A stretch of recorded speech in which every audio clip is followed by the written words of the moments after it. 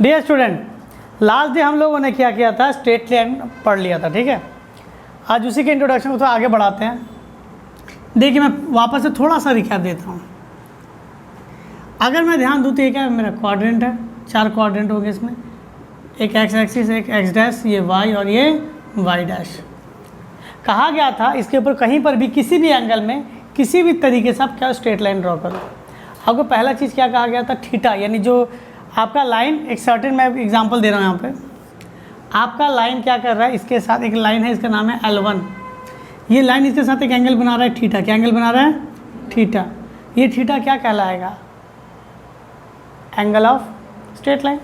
लेकिन एंगल कैसे लेना पड़ेगा आपको, एंटी क्लॉकवाइज, ठीक है। और ये क्या कहा गया था कि वाई एक्सिस को जहाँ पे काटेगा उसे कहेंगे वाई इंटरसेप्ट। थीटा क्या था, इंक्लिनेशन। थीटा क्या था, इंक्लिनेशन। थीटा आपका था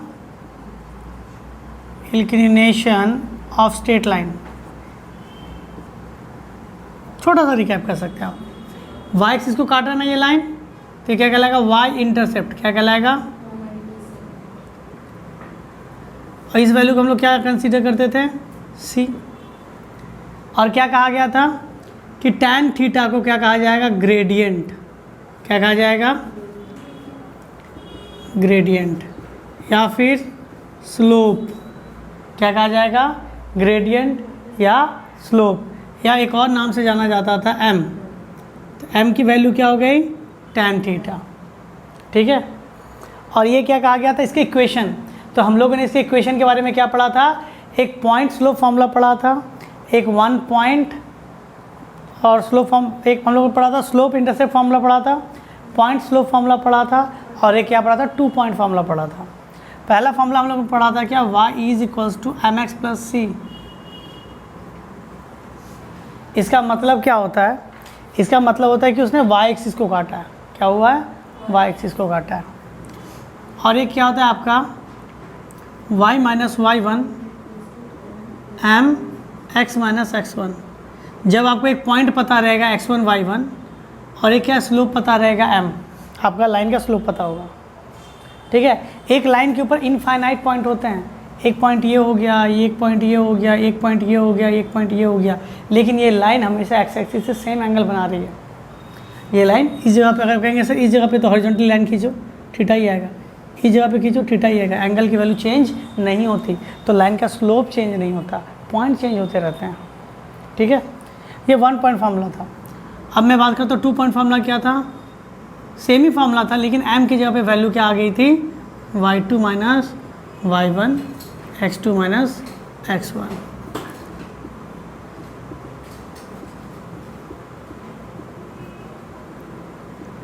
तो ये जो फॉर्मूला हम लोगों ने यूज़ किया, बात सुनिएगा, हम लोगों ने इस जगह पे बच्चे लोग का बहुत ज़्यादा गलत होता है, क्योंकि वो लोग पॉइंट तो जनरली किसी भी पॉइंट से निकाल लेंगे, ठीक है। अब यहाँ पॉइंट पुटअप करने में दिक्कत कर देते हैं। आप x1 y1 x2 y2 से आप स्लोप ही निकाल सकते हैं, तो आप उससे स्लोप ही निकालिए। उसके अंदर जो आपने x1 और y1 पॉइंट कंसीडर किए तो वो यहाँ पे डाल दीजिए, आपका इक्वेशन आ जाएगा। इतना ही हम लोगों ने लास्ट डे पढ़ा था, ठीक है। हम लोग कुछ क्वेश्चन आंसर कर लेते हैं इसके। देखिए अब मैं एकदम बेसिक सवाल से आ रहा हूँ, बेसिक।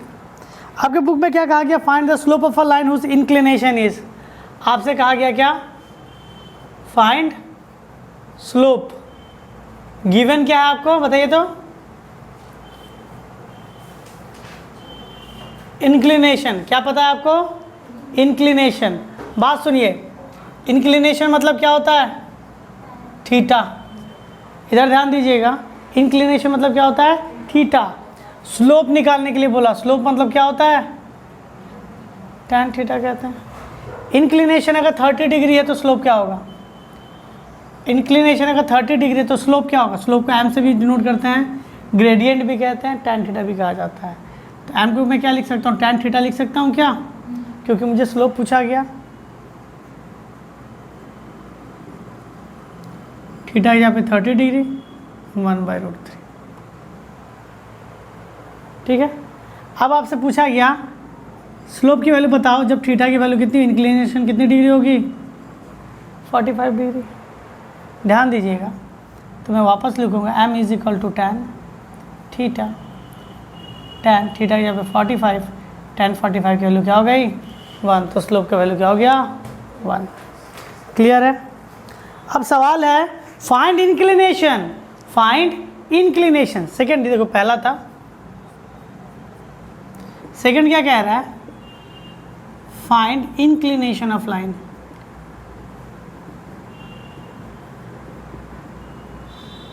अब उसके आपको स्लोप ग्रेडियंट पता है, क्या पता है आपको, तो ग्रेडियंट को क्या कहते हैं हम लोग, स्लोप भी तो कहते हैं, एम भी तो कहा जाता है।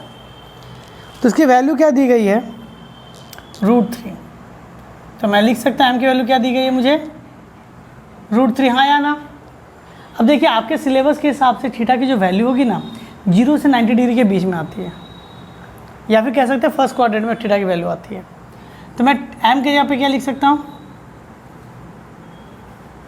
लिख सकता हूँ क्या, स्लोप के बराबर ही तो है tan थीटा, √3 के जगह पे क्या लिख सकते हैं tan 60 डिग्री, तो थीटा की वैल्यू क्या हो गई, देखो जस्ट उसी का ऑपोजिट है, समझा पाए, नोट कर लो इसे। देखिए अब क्या कह रहा है find the equation of a straight line parallel to X axis, क्या कह रहा है find the equation of a straight line parallel to X axis. अब देखो मैंने last day parallel to X axis का फॉर्मूला बता दिया था, आज उसको विजुअलाइज करने का समय है। इधर ध्यान दीजिएगा, अगर आप ये एक्सिस को ले लेते हैं,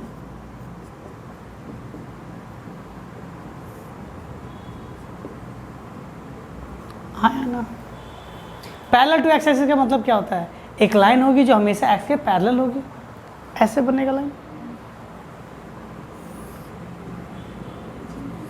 ठीक है, ऊपर रहा था पैरेलल टू एक्स, अगर नीचे रहा तो क्या होगा बिलो। अगर आप इस जगह पे ध्यान से देखो मैं आपको विजुअलाइज कराने की कोशिश करूँगा, आप पता है ये सब चीज़ों को जनरल आइडिया से बना लूँगी। पहला, अगर तुम इधर देख रहे हो पैरेलल टू एक्स एक्सिस, कहने का मतलब क्या होता है, ये हाइट की वैल्यू सेम होती है ना, सपोज है ये 1 2 3 4, कितना है ये 4, तो मैं इधर 1 पे काउंट करता हूँ, 1 पे भी 4, 2 पे भी 4, 3 पे भी 4, 4 पे भी 4, 5 पे भी 4, क्योंकि वो ऊपर जाएगा तो स्ट्रेट लाइन में आ नहीं पाएगा, पॉइंट बाहर चला गया, ठीक है। तो यहाँ पे मैंने क्या देखा, जब आप पैरेलल टू क्या करते हैं एक्स एक्सिस करते हैं तो वाई की वैल्यू क्या हो गई फिक्स हो गई, समझा पाए। तो इसमें यह भी कहा गया था इसमें इंक्लिनेशन की वैल्यू कितनी होती है 0 डिग्री, इसमें इंक्लिनेशन की वैल्यू क्या होती है, आपको सॉल्व करने का ज़रूरत नहीं है, कहा जाएगा फिर लिखेंगे, आपसे पूछा जा सकता है if a straight line is a parallel to the X axis what is the inclination of that line, तो क्या लिखिएगा आप 0 डिग्री। इस तरह के सवाल आते नहीं है लेकिन एमसीक्यू के लिए बन सकते हैं, ठीक है।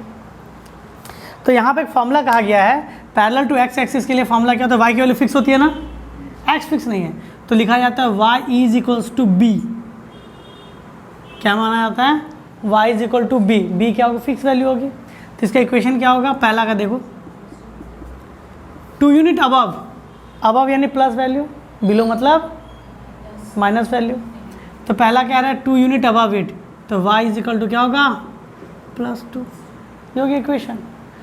अब इसको इधर लेके आइएगा तो क्या होगा y - 2 इज इक्वल टू, अब इसको इक्वेशन बोलो उसको इक्वेशन बोलो, तुम्हारा मतलब है, इक्वेशन कहने का मतलब होता है मिडिल में कहीं पर इक्वल टू होगा, मिडिल में कहीं पर क्या होगा इक्वल्स टू होगा, ये भी इसमें भी इक्वल्स टू है, इसमें भी इक्वल्स टू है, हाँ हो गया।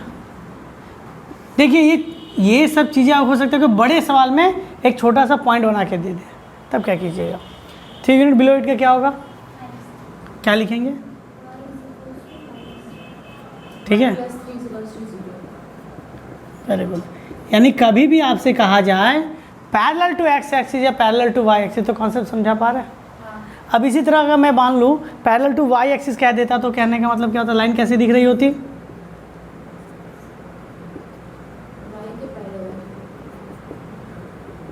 यानी वाई के पैरेलल कही जा रही है यहाँ पे, तो मैं कह सकता हूँ मेरा लाइन ऐसा कहीं दिख रहा होता। अब ध्यान से देखो, कहेंगे सर एक्स कैसे फिक्स हुआ, 1 2 3 4 5, अब देखो 5 पे 1, 5 पे 2, 5 पे 3, 5 पे -1, 5 पे -2, 5 पे -3, दिख रहा है आपको। तो आपने क्या देखा कि आप कभी भी कोई भी लाइन, देखो एक चीज़ मैंने लास्ट डे भी बताया था कि अगर कोई स्ट्रेट लाइन है तो स्ट्रेट लाइन के ऊपर लाई करने वाले जितने भी पॉइंट है सारे पॉइंट उस इक्वेशन में डालो, LHS RHS बराबर कर देगा। यानी उस पॉइंट, अगर वो पॉइंट उस स्ट्रेट लाइन पे है तो वो पॉइंट उसके इक्वेशन को सेटिस्फाई करेगा। तो अगर कोई पैरेलल टू क्या है आपका y एक्सिस है, यानी x की वैल्यू फिक्स हो जाएगी, हाँ या ना। तो इस कंडीशन में इसे लिखा जाता है x इक्वल्स टू क्या a, क्या लिखा जा सकता है x इक्वल्स टू a। समझा पाए? अब देखिए ये सब तो आप उतार ही लेंगे। अगर मैं इसे कर लूँ पैरेलल टू y एक्सिस, अब y एक्सिस में तो आपका क्या होगा, लेफ्ट और राइट होता है ना, एक्सिस के राइट साइड, एक्सिस के लेफ्ट साइड। तो 2 यूनिट क्या होगा, लेफ्ट इट, और 2 यूनिट क्या होगा, राइट इट। ठीक है, पता है राइट साइड होगा लेकिन मिला दिया और क्या। अब देखो पहला का आंसर क्या होगा बता सकते हैं आप, लेफ्ट इधर। तो इधर के लिए x की वैल्यू पॉजिटिव होती है कि नेगेटिव होती है, ये तो ओरिजिन है तो जीरो होगा ना, क्या होगा, नेगेटिव होता है। तो मैं लिख सकता हूँ क्योंकि मुझे पता है x की वैल्यू a होती है -2। ठीक है, सेकेंड का क्या हो जाएगा,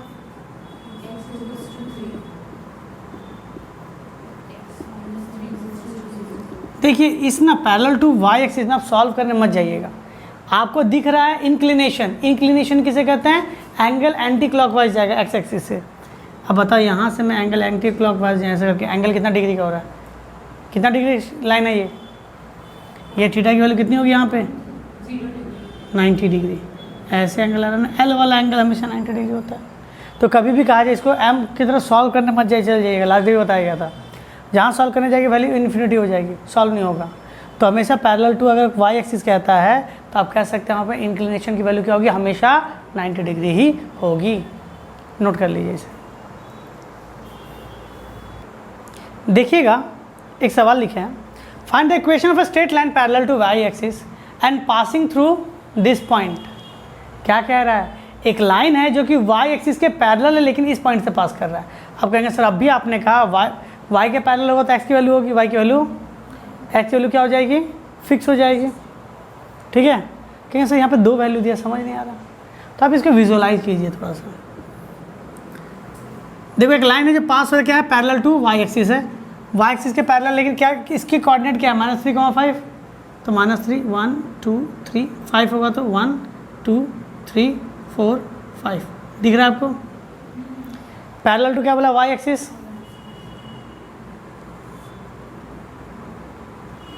पैरेलल टू y एक्सिस, हाँ या ना। तो मुझे पता है पैरेलल टू y एक्सिस है, इसका मतलब क्या हो सकता है, x की वैल्यू फिक्स है, y की वैल्यू फिक्स। मुझे जो बोलिएगा मैं सुन लूँगा। पैरेलल टू y एक्सिस है, x की वैल्यू फिक्स होती है, यानी हम लोग को पता है x इज इक्वल्स टू क्या होता है आपका a। तो इसमें किसकी वैल्यू पुटअप की जाएगी, x की वैल्यू पुटअप की जाएगी। तो यहाँ पे x की वैल्यू कौन है, -3 लिखेंगे।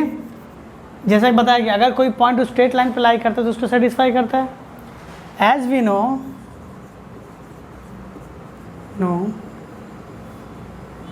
every point that lie on straight line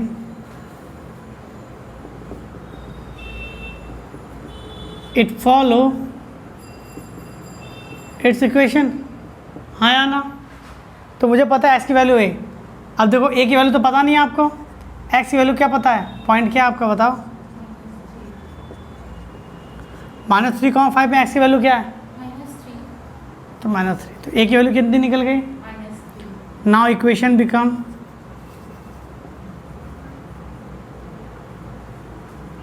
x equal to a था ना, a के जगह पे लिख देंगे -3। तो उधर भेजेंगे तो क्या हो जाएगा, अब बात सुनिए मैं बता रहा हूँ, ये x और ये x सेम नहीं है। क्यों नहीं है, क्योंकि ये x इस पर लाई करने वाले सारे वैल्यूज़ के लिए आएगा, सबके लिए x की वैल्यू सेम ही होती है, सिर्फ सेम आ रहा वैल्यू और कुछ नहीं।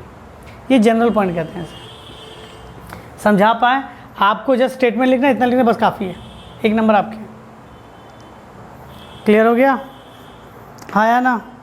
अब देखिए, अब हम लोग कह सकते हैं कि हाँ, अब हम लोग जितना पढ़े तो उसके हिसाब से सवाल करने वाले हैं। ये सब तो बेसिक क्वेश्चन थे, करवा दिया आपको। देखिएगा अब सवाल क्या कह रहा है, find equation of straight line. क्या कह रहा है? Find the equation of straight line. Slope दिया है, इंटरसेप्ट दिया है। स्लोप दिया है और कौन सा इंटरसेप्ट दिया है बाबू लोग? y का। तो हम लोग का जो सवाल होता है y इंटरसेप्ट पे ही होता है, x इंटरसेप्ट भी होता है, लेकिन वो फिलहाल अभी तक पढ़ाया नहीं गया है। अगर सवाल उस तरह के आते हैं तो कराया जाएगा। देखो मैं इसमें सवाल के अंदर से गिवन डेटा लिखता हूँ। स्लोप यानी m की वैल्यू क्या हो गई? -2/7। क्लियर है यहाँ तक? क्या डाउट है? क्लियर है कि डाउट है? y इंटरसेप्ट यानी c की वैल्यू कितनी है? 3 है। मुझे कहा गया इक्वेशन ऑफ स्ट्रेट लाइन, तो इक्वेशन ऑफ स्ट्रेट लाइन की वैल्यू क्या होती है? इंटरसेप्ट मैंने पढ़ाया था लास्ट डे, सी माना जाता है, y इंटरसेप्ट को c माना जाता है। तो अब देखो y की वैल्यू पता है? नहीं पता है। m की वैल्यू पता है? हाँ, -2/7। x की वैल्यू पता है? सर x तो नहीं पता। c की वैल्यू पता है? हाँ पता है, 3। जो डेटा था उस पर कहा, अगर m और c यानी कहा गया स्लोप और इंटरसेप्ट पता रहेगा तो आपको इसको बनाना पड़ेगा। ठीक है, सॉल्व करेंगे।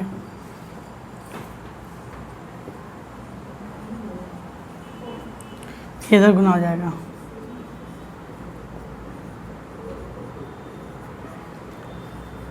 To x plus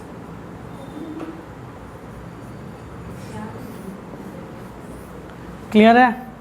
2x plus 7y is equal to 21। ये क्या हो गया आपका? Equation of straight line. ठीक है, चलिए नोट कर लीजिए। देखिए कुछ सवाल लिख रहे हैं, find slope and y intercept. बात सुनो, क्या कह रहा है? Slope and y intercept. आपको स्लोप और y इंटरसेप्ट निकालना आना चाहिए। पहला सवाल है x minus 2y minus 1 is equals to 0। Second सवाल है आपका 4x minus 5y minus 9 is equals to 0। Third सवाल है आपका x/3 plus y/4 equals to 1। Fourth सवाल है आपका y-3 is equal to 0 and fifth सवाल है आपका x-3 इज इक्वल्स टू 0। इसमें से देखिए कुछ ही मैं करूँगा या कुछ, या अधिकतर मैं करके मतलब एक पॉइंट पे लाके छोड़ दूँगा जिससे आप इसको समझ पाओ। देखो सवाल समझिएगा, सवाल के अंदर क्या बोला गया है? Slope and y intercept. ध्यान दीजिएगा क्या कह रहा है? Slope and y intercept. और हम लोगों ने पढ़ा है चैप्टर के इंट्रोडक्शन में, स्लोप और y इंटरसेप्ट का ही फॉर्मूला पढ़ा है कि y इज इक्वल्स टू क्या होता है? mx plus c। ये c क्या है? y इंटरसेप्ट है, x इंटरसेप्ट नहीं। किसकी बात हो रही है? y intercept. जब x आएगा तब x के बारे में पढ़ेंगे। ठीक है यहाँ तक? तो y को देखो, आपको सारा इक्वेशन को इस फॉर्मेट में रखना है। y अकेला चाहिए, y अकेला चाहिए। तो पहला सवाल उठाते हैं, x minus 2y minus 1 is equal to 0। और आप लोग अपना इसका आंसर निकाल के रखिएगा कि जब मैं पूछूं तो आप देख के बता सके हाँ सर इसका आंसर यही है। तो मुझे y इक्वल टू चाहिए ना, y अकेला करना पड़ेगा। 2y प्लस x अगर उधर जाएगा तो क्या हो जाएगा बताओ? -x -1 जाएगा तो क्या होगा? y के साथ -2 मल्टीपल में भेज देते हैं, -2 मल्टीपल से नीचे। ठीक है, अब एक चीज़ मैं आपको बता दूँ, सुनिएगा थोड़ा। कभी भी फॉर्मेट आपका इस तरह से रहे a प्लस बी और नीचे हो जाए ए बी, ऊपर का एक पार्ट नीचे का टोटल पार्ट, ऊपर का एक पार्ट नीचे का टोटल पार्ट, आप ऐसा लिख सकते हैं। अगर मैं इसी फॉर्मेट में इसको लिखूँ तो क्या हो जाएगा? ऊपर का एक पार्ट नीचे का टोटल पार्ट, एक पार्ट टोटल पार्ट लिख सकता हूँ। माइनस से माइनस कैंसिल, तो y इज इक्वल टू क्या हो गया? x/2 plus minus minus 1/2। अगर इसको मैं उससे कंपेयर करूँ तो थोड़ा मुझे एक और काम करना पड़ेगा। 1/2 अलग कर देता हूँ, x अलग कर देता हूँ, प्लस में क्वेश्चन था ना, फॉर्मेट था, सॉरी। क्लियर यहाँ तक? आप अगर इसे कंपेयर करते हैं, इससे किससे कंपेयर करते हैं? By comparing y is equal to क्या होता है? mx plus c। अब बता सकते इसको कंपेयर करके एम की वैल्यू क्या हो रही है? वाई के साथ वाई जा गया, चला गया, एक्स के साथ एक्स चला गया, क्या हो एम इधर 1/2, तो एम की वैल्यू क्या हो गई 1/2। सी है इधर क्या -1/2, तो सी की वैल्यू -1/2। आंसर मैच किया क्या? देखिए तो थोड़ा। हाँ सर। ठीक है, यानी आपको इस फॉर्मेट में लाना है, समझा पाए? चलिए अगर मैं सेकंड को, हाँ बोलिए। सर ये वाला माइनस कैसे हो गया अचानक से? माइनस में था ना, मुझे इक्वेशन को प्लस में दिखाना है। जैसे मैं आपको समझा रहा हूँ, देखिएगा 3x - 2 है तो मुझे माइनस को प्लस में दिखाना है, प्लस लिख दो इधर -2, प्लस माइनस माइनस हो जाएगा। ठीक है, आप लोग तो ब्राइट हो, समझ जाओगे क्या उतारना होता है, छोटी मोटी चीज़ें। चलिए अब सेकंड वाला क्वेश्चन आप मुझे हेल्प करके बताइएगा। चलिए बताते जाइएगा, क्या करना है बताइए तो, इसको क्या करें?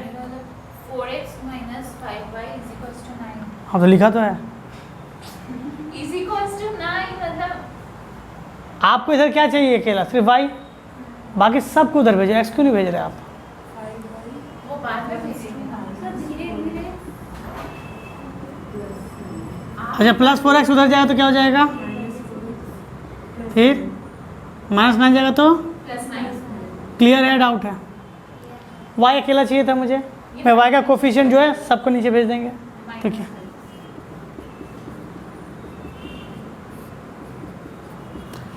अब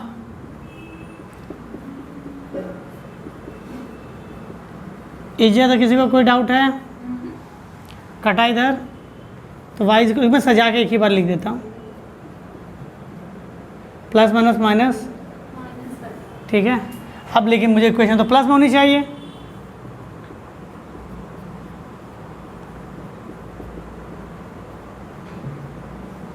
ठीक है।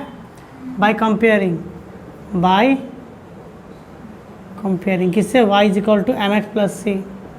बताओ m की वैल्यू क्या है, c की वैल्यू क्या है, बताइए। m की वैल्यू 4/5 और c की वैल्यू -9/5। देखिए आंसर मिला क्या? हाँ, मिटा दें? नहीं कुछ है? फिर भी मत बताइए। देखिए थर्ड वाला मैं बना नहीं रहा, आप थर्ड वाला में थोड़ा हिंट दे के छोड़ दूंगा, इधर देखिएगा। फिर आप बता मेरा ब्राइट किड, ओह थर्ड देखिएगा। पूरा बता।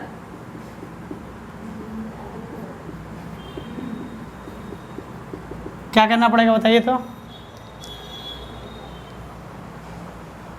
ये वाला चीज इधर चले जाएगा तो -x/3 हो जाएगा, -x/3। बेटर होगा आप इधर एलसीएम कर लो, इधर ध्यान दीजिए। बेटर क्या होगा इसका, आप क्या कर दीजिएगा? सर वाई है कहाँ? पूरा 9 का आधा कितना करोगे? Don't find X, find Y. हाँ तो आप y ही ढूंढे। 4x x का कोई काम नहीं रहता। 3y 12 1 = 12। अब बताइए इसको सॉल्व किया जा सकता है क्या? कर पाएंगे आप? हाँ छोड़ दें? हाँ ओके। अब देखो जो मुझे सबसे ज़्यादा इंपॉर्टेंट है समझाना, वो ये दोनों है, ये दोनों मुझे समझाना है। अच्छा y क्या है? -3e = 0। देखो इधर अगर मैं इसको क्या लिख सकता हूँ, देखो तो y = +3, हाँ या ना? x इसके पास कोई वेरिएबल है क्या? नहीं। आप अगर चाहो तो यहीं पे आंसर निकल रहा है आपका। y = कांस्टेंट, m की वैल्यू क्या? अच्छा y = कांस्टेंट, मैं क्या लिख सकता हूँ, ये क्या है? Parallel to x axis. x axis जो पैरेलल होती है तो थीटा की वैल्यू कितनी होती है? 90 डिग्री। हाँ 0 डिग्री। क्या होती है? 0 डिग्री। स्लोप की वैल्यू क्या हो जाएगी? tan थीटा, यानी क्या लिख सकते हैं? tan 0 की वैल्यू क्या हो जाएगी? 0। स्लोप क्या हो जाएगा? 0, ठीक है। और इंटरसेप्ट क्या था? ये कांस्टेंट बच गया ना, यही तो इंटरसेप्ट है, तो c की वैल्यू क्या हो गई? 3। आप अगर इसे लिख के कंपेयर करने जाइएगा तो आपका ये वाला कंपेयर हो जाएगा, ये वाला कंपेयर नहीं हो पाएगा, यहाँ तकलीफ हो जाता है। समझा पाए यहाँ तक? इंटरसेप्ट। तो यहाँ पे आपका स्लोप पूछा गया था ना, स्लोप की वैल्यू हो गई 0 और इंटरसेप्ट की वैल्यू हो गई 3, ठीक है। आप 5 नंबर आप लोग बना के मुझे दिखाओ, बाद में मैं बोर्ड पे बनाता हूँ। करती हो सर, देखिएगा इधर, ठीक है, पढ़ाते हैं हम। 5 नंबर सवाल देखिएगा। लेकिन वो मतलब आप लोगों ने सही बनाया, लेकिन x - 3 इज इक्वल टू 0, तो एज इक्वल टू 3, कॉन्स्टेंट वाला constant as equal to constant हो गया, तो क्या हो गया, parallel to y axis. Theta की वैल्यू क्या हो जाएगी 90 डिग्री, m की वैल्यू क्या हो जाएगी tan 90। tan 90 होता है अनडिफाइंड, क्या होता है अनडिफाइंड लिखा जाता है, या 1/0 लिखा जाएगा, ठीक है। और इंटरसेप्ट की वैल्यू क्या हो गई 3, 1/0 लिख दो, हाँ, तो वही लिखो। डज नॉट इज अनडिफाइंड, ठीक है, नोट कर लीजिए। देखो अगर आपको इसी तरह से आपको क्या होगा, एक इक्वेशन ले दिया जाएगा, आपसे कहा जाएगा उसका स्लोप निकालो और पॉजिटिव एंगल में निकालना। आपका सिलेबस में पॉजिटिव एंगल ही है, वो एंटी क्लॉकवाइज है, मतलब 90 0 से 90 तक ही आएगा, ठीक है। तो वो सब डराने के लिए देता है और कुछ भी नहीं देता, ठीक है। अब देखिए मैं कुछ सवाल कराता हूँ जो आपके क्वेश्चन बुक में है। देखिए मैंने क्वेश्चन नहीं लिखा, मैं जस्ट क्वेश्चन समझाता हूँ आपको, ध्यान दीजिएगा। इधर आपको 2 एक्सिस दिया, एक्स और Y, X axis Y axis, इस पे 2 लाइनें हैं। एक लाइन ये है, सपोज इसको मैं इसमें नाम नहीं दिया था, सपोज ये L1 है, और ये दूसरी लाइन इसका नाम क्या होगा L2 है। अब ये दोनों लाइन आपस में एक दूसरे को काट रही है, यहाँ पे इंटरसेक्टिंग पॉइंट पे काट रही है, और वहाँ पे जब आपस में 2 लाइनें कितना डिग्री का एंगल बना रही है थीटा। आपको ये वैल्यू निकालना है। आपको दिया क्या गया, एक लाइन की इक्वेशन ये दी गई है, एक लाइन की इक्वेशन ये दी गई है, कैसे निकलेगा वैल्यू, बहुत ही ईजी है, ध्यान दीजिएगा थोड़ा। आप अगर ध्यान देंगे तो पता चलेगा। कहेंगे सर मैंने जब आपको पढ़ाया था स्लोप किसे कहते हैं, तो आपने क्या, आपको क्या कहा गया था, कोई भी लाइन होगा एंटी क्लॉकवाइज, देखो कितना एंगल बना रहा है, वही ना स्लोप होता है। क्या देखना था, एंटी क्लॉकवाइज कितना एंगल बना रहा था, वही ना स्लोप था। तो देखो L1 ये लाइन है, तो ये लाइन क्या स्लोप बना रहा होगा इसके साथ, हाँ या ना, लाइन है तो स्लोप तो बनाएगा ही। तो देखो एक्स एक्सिस से ये मैटर नहीं करता कि आप किस क्वाड्रेंट से देख रहे हैं, एक्स एक्सिस से क्या होगा, एंटी क्लॉकवाइज को पॉजिटिव डायरेक्शन कहते हैं, ये होगा हाँ या ना, ये θ1 क्या होगा, ये θ1, समझा पाए। इस लाइन के लिए θ2 किधर होगा, अंदर या बाहर, बाहर, क्योंकि एंटी क्लॉकवाइज जाना है, ऐसे जाना है, ये θ2 होगा, हाँ या ना। अगर तुम ध्यान से देखो तो तुम्हें एक इस तरह से चीज़ें दिख रही है, एक थीटा इधर दिख रहा है, इधर θ1 दिख रहा है, इधर क्या θ2 दिख रहा है, इसकी वैल्यू पूछी गई है। अगर आपने ट्रायंगल पढ़ा हो, थोड़ा सा भी ट्रायंगल पढ़ा होगा, तो ट्रायंगल के अंदर एक प्रॉपर्टी थी, एक्सटीरियर एंगल था, क्या था ये, एक्सटीरियर एंगल। तो एक्सटीरियर एंगल किसके बराबर होता है, जिससे सटा हुआ है उसको छोड़कर, जिससे सटा हुआ है उसको छोड़कर जो 2 एंगल है उसके सम के बराबर होता है, समझा पाए। तो इस लाइन को सॉल्व करके इसका स्लोप निकाल पाएंगे, सिखाएं। इस लाइन को सॉल्व करके इसका स्लोप निकाल पाएंगे, हाँ या ना। तो दोनों स्लोप से दोनों का मैं क्या निकाल लूँगा, इंक्लिनेशन थीटा की वैल्यू निकाल लूँगा। तो थीटा पता है, ये पता है, अपने आप इसकी वैल्यू अपने निकाल लेंगे। मैं करके दिखाता हूँ, मैंने एक रफली आपको स्केच समझा दिया, देखिएगा। फॉर L1 स्ट्रेट लाइन के, ठीक है, y इज इक्वल टू क्या था, x+1। देखो इधर किससे कंपेयर करते हैं, जनरल इक्वेशन से। जनरल इक्वेशन बार बार मैं कह रहा हूँ, जनरल इक्वेशन मतलब होता है एक ऐसा इक्वेशन जो सभी के लिए एप्लीकेबल है। मतलब जनरली क्या होता है, ये इसका मेन इक्वेशन, जैसे कहा जाता है क्या, बच्चे स्कूल में पढ़ने जाते हैं, तो बच्चे स्कूल में टिफिन टाइम में खेलते भी हैं, खाते भी हैं, तो सिर्फ पढ़ते ही नहीं है। जनरली क्या होता है, वो पढ़ने जाते हैं, तो वैसे ही कहा गया ये जनरल इक्वेशन है। तो y इज इक्वल टू क्या होता है आपका, mx+c, इसके साथ कुछ नहीं मल्टीपल होगा तो 1 होगा ना, x को मैं मान सकता हूँ। तो मैं कंपेयर करता हूँ बाय कंपेयरिंग, चलो इसके स्लोप को m1 मानते हैं, इसको c1 मानते हैं, ठीक है। तो मुझे इंटरसेप्ट तो चाहिए नहीं, सिर्फ m चाहिए। m1 की वैल्यू क्या हो जाएगी, 1, क्या हो जाएगी 1, m1 की वैल्यू क्या हो जाएगी 1। इधर ध्यान दीजिएगा, m को क्या लिख सकते हैं, tan θ1 मान सकते हैं क्या, क्योंकि स्लोप को m को तो tan थीटा कहा जाता है, पहला है इसलिए मैं θ1 मानता हूँ। तो tan में कब 1 आता है, tan 45 डिग्री, कितने में आता है, ट्रिग्नोमेट्री कंप्लीट करा दिया गया आपका, ठीक है। तो ये सारी चीज़ें पता होनी चाहिए। तो इसके जगह पे मैं क्या लिख सकता हूँ, 45 डिग्री लिख सकता हूँ क्या? हाँ या ना? सिमिलरली आप अब लिखेंगे for equation 2, for line 2, y is equal to √3x - 1। अब इसमें y कंपेयर करते हैं, y is equal to mx plus c. तो यहाँ m2 होगा, ये c2 होगा। m2 की वैल्यू कितनी है? √3। tan θ2 की वैल्यू क्या होगी? tan 60 डिग्री होता है ना √3, tan के टेल में 60 डिग्री में आता है √3। तो θ2 की वैल्यू क्या हो गई? 60 डिग्री। θ2 की वैल्यू क्या हो गई? देखिए लीजिए, अभी तक हम लोग ने क्या किया, पहला लाइन को पकड़ा, उसको सॉल्व करके हम लोगों ने स्लोप निकाला, दूसरे लाइन को पकड़ा, उसको सॉल्व करके हम लोगों ने क्या स्लोप निकाला। नाउ इस ट्रायंगल का नाम दे दो, ज़्यादा अच्छा रहेगा, ए बी सी। इस तरह का क्वेश्चन आपका डायग्राम दिया रहेगा, ठीक है, ए बी सी। तो लिख सकते हैं exterior angle B is equal to sum of two opposite interior angle होगा। तो θ2 बराबर हो जाएगा θ1 प्लस θ2 60 डिग्री है, θ1 45 डिग्री है, θ की वैल्यू निकालनी है।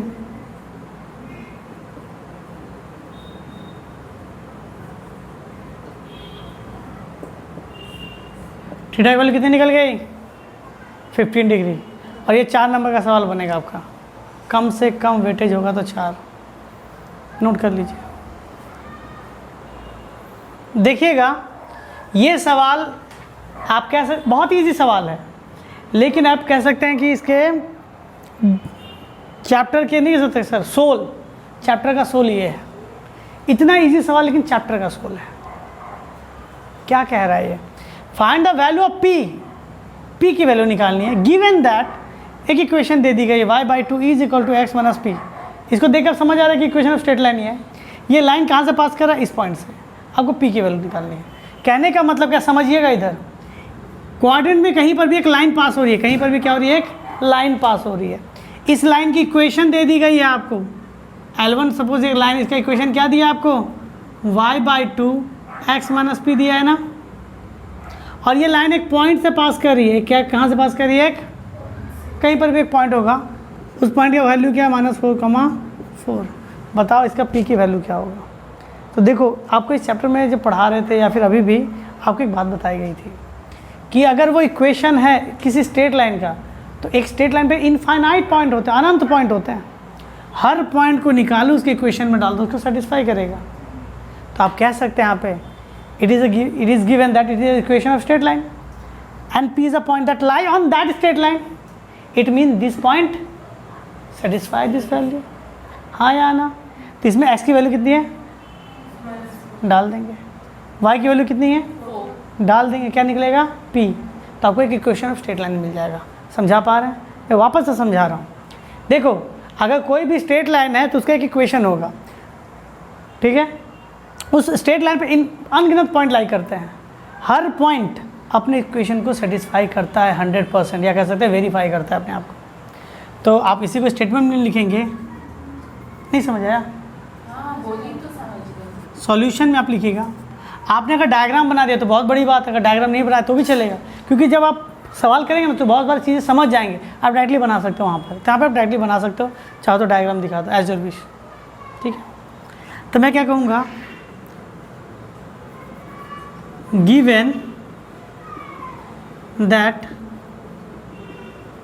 point P lie on straight line, point P नहीं था, point -4,4 lie on straight line। मैंने क्या क्या वो line point -4,4 lie on straight line, so it will satisfy equation of straight line, equation of, हाँ या ना? तो पॉइंट क्या है आपका? -4,4। इक्वेशन क्या है आपका? y/2 x - p। अच्छा ये x होगा, ये y होगा। एक्स के यहाँ पे क्या पुटअप करेंगे, वाई के जगह पे क्या, वाई के जगह पे 4 पुटअप किया जाएगा, 4 की वैल्यू, एक्स की जगह पे -4, 2 हो जाएगा, 2 is equal to -4 -p, -p को उधर भेजेंगे +p, +2 को उधर भेजेंगे -2, तो p की वैल्यू क्या हो गई -6, p की वैल्यू क्या हो गई -6। बहुत आपको क्या पूछा, find the value of p। बहुत बार इसको थोड़ा घुमा के पूछा जाता है क्या, find the equation of straight line. तो कहेंगे सर फाइंड द, देखो इक्वेशन ऑफ स्ट्रेट लाइन में 2 ही वेरिएबल होना चाहिए, एक x और एक y, बाकी सारी चीज़ें फिक्स। यहाँ x पता है, y पता है, p की वैल्यू पता नहीं थी, मैंने निकाल लिया ना। यहाँ पे आपका काम हो गया, p की वैल्यू पूछा था। अगर इक्वेशन ऑफ स्ट्रेट लाइन पूछता तो क्या करते हैं, p था ना, p की वैल्यू पुटअप कर देंगे क्या, -6, y/2 x + 6 क्रॉस मल्टीप्लाई करें तो y is equal to 2x + 12 होगा, आया ना। ये भी आप इसको भी लिख सकते हो इक्वेशन ऑफ स्ट्रेट लाइन, या फिर सजा के ज़्यादा लिखेंगे तो 2x - y, ये +y गया तो -y + 12 = 0। आपका मन, आप स्ट्रेट लाइन को कितने सुंदर सजा के लिख सकते हैं। ठीक है, समझा पाए आपको। सर ये 3 मार्क्स का होगा। हाँ 2 से 3 नंबर का होगा, नोट कर लीजिए। ठीक है, इस वीडियो में इतने ही करा रहे हैं, बाकी नेक्स्ट टाइम हम और सवाल करेंगे।